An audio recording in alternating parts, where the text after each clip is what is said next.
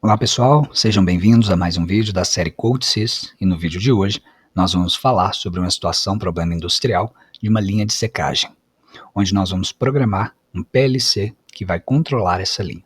Então, sem mais delongas, vamos ao vídeo.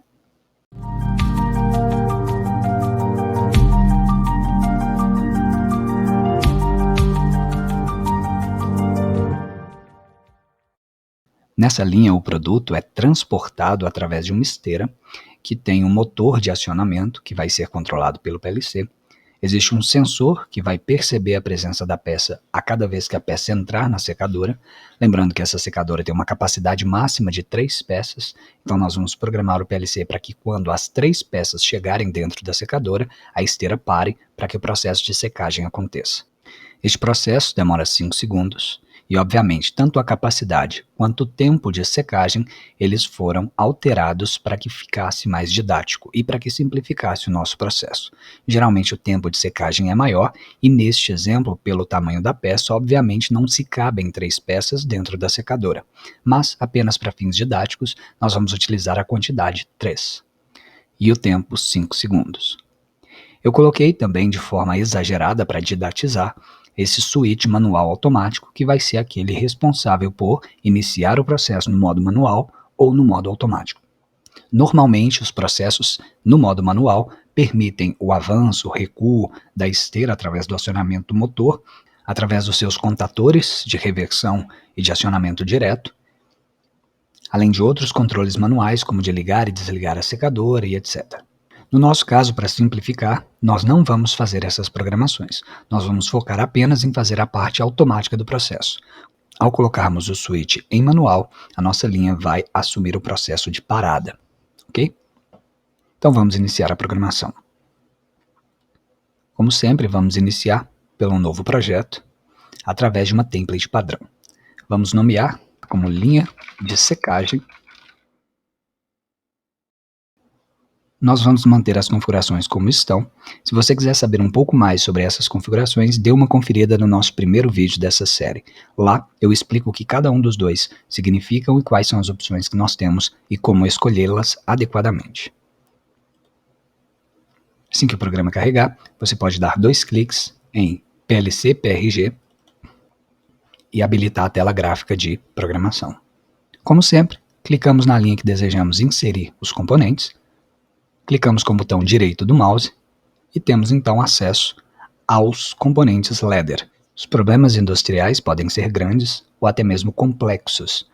Portanto, é interessante que nós quebremos, particionemos esses problemas em pequenos pacotes para que a gente lide com cada parte do problema individualmente e depois a gente una esses processos para gerar o nosso sistema automático.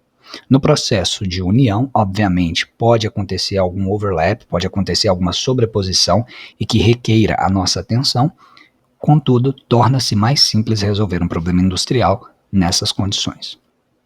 Observando que a primeira coisa que precisamos fazer ao resolver um problema industrial é entender o funcionamento do nosso sistema automático. Observando que em qualquer processo industrial é importantíssimo que nós entendamos o que está acontecendo no sistema para que nós consigamos resolvê-lo. No nosso caso, nós temos uma peça que vai ser transportada por uma esteira. Ao acionar o switch para a posição automático, o motor da esteira deve acionar e o produto começa a trasladar.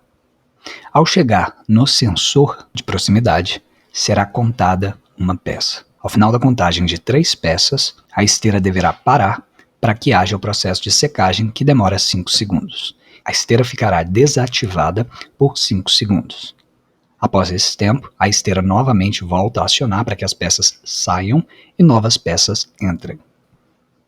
Enquanto a posição do switch estiver em automático, o nosso processo continua. Ele só vai parar quando nós acionarmos a posição manual. Dividindo em pequenos pacotes. O primeiro pacote é, ao acionar a posição automático, a nossa esteira deve ligar. No software, nós temos a seleção da linha que nós desejamos, clique com o botão direito e vamos inserir um contato que vai simular para nós o nosso switch S1.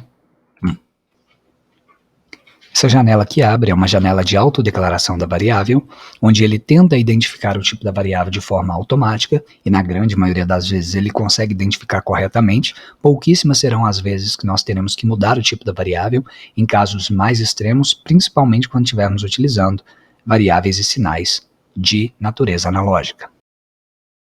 Nesse caso, todos os elementos foram escolhidos corretamente pelo software, então nós podemos clicar em OK. Em seguida, nós queremos que esse botão, esse acionamento S1, que é o equivalente à nossa chave de acionamento automático, acione o motor da esteira. Então nós precisamos dizer para o programa que esse switch vai acionar uma bobina, que é o equivalente ao nosso motor. Eu vou colocar como K1, imaginando que K1 é o computador responsável pelo acionamento do motor. Novamente, na declaração automática das variáveis, eu não vou precisar mexer nas configurações por enquanto, então vou clicar em OK. A nossa primeira parte, ou primeiro pacote, já está configurado, em que, ao acionar o botão na posição automático, a minha esteira vai começar a funcionar. Para testar, é importante que nós tenhamos, então, uma visualização. Vamos criá-la. Clique com o botão direito em cima de Application, Add Object, Visualization. Nós vamos selecionar a opção Ativo para permitir acesso aos objetos gráficos na biblioteca do CodeSys. E vamos clicar em Adicionar. Assim que o programa carregar, uma tela parecida com a minha será exibida para você. No canto lateral direito, você pode configurar a posição dos seus componentes para que você veja melhor. Lembrem-se que o nosso objetivo é acionar um switch para posição automático e fazer com que o motor da esteira acione. Portanto, nós vamos colocar um switch com duas posições e uma lâmpada para simular o funcionamento do motor.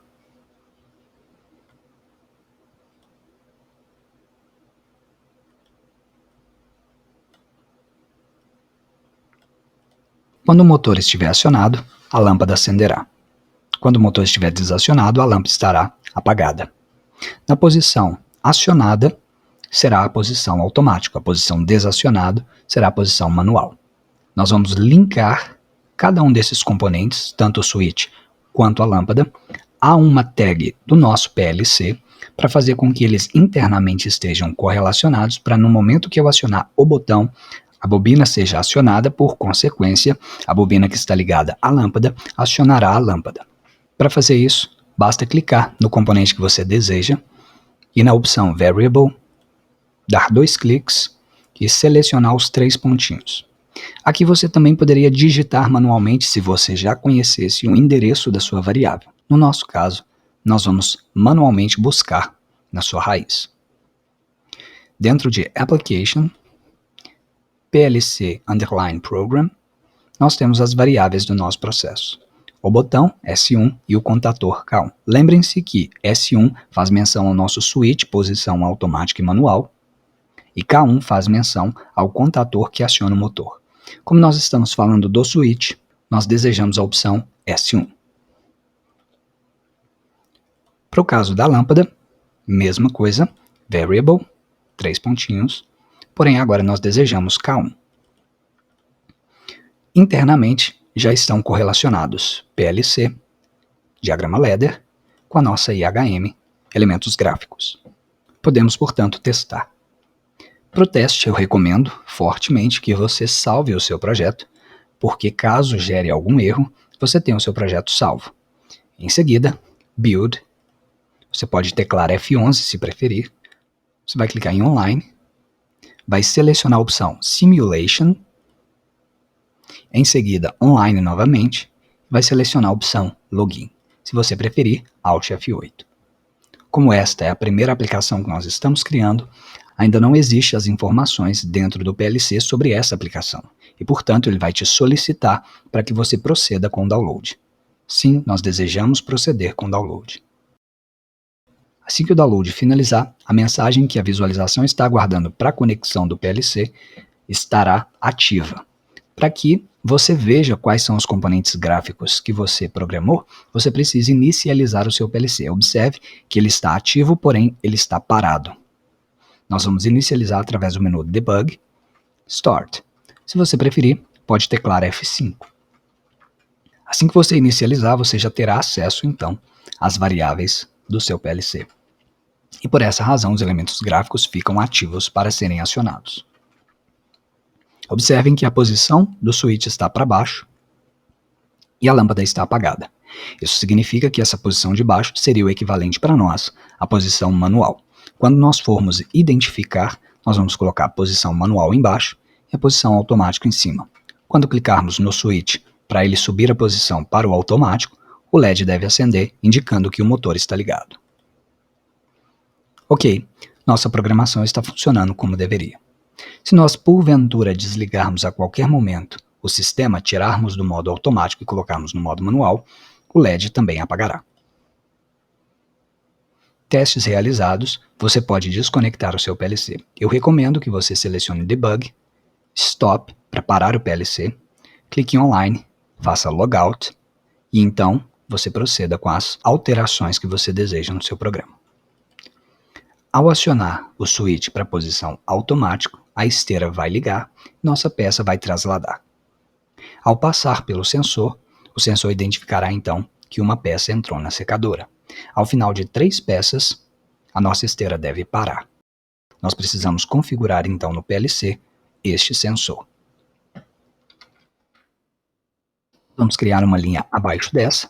Basta clicar com o botão direito do mouse em cima da primeira linha e clicar na opção Insert Network Below, inserir linha de trabalho abaixo. Uma nova linha vai aparecer, onde nós vamos inserir o sensor. Clique com o botão direito, Insert Contact, nós vamos nomeá-lo S2. Mantemos as configurações como estão. Agora nós precisamos inserir uma função em que vá contar a quantidade de peças que passou pelo sensor S2.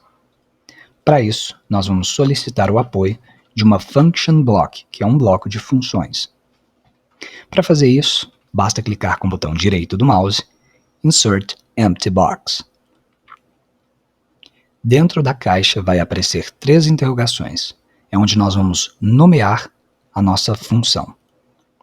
O nome dessa função vai ser uma contagem crescente, CTU, que vem do inglês Count Up, que é contar para cima, ou seja, contagem ascendente.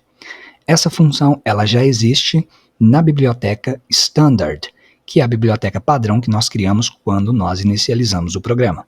Lembrem-se que nós selecionamos a template chamada Standard, e portanto o CTU já existe na nossa biblioteca.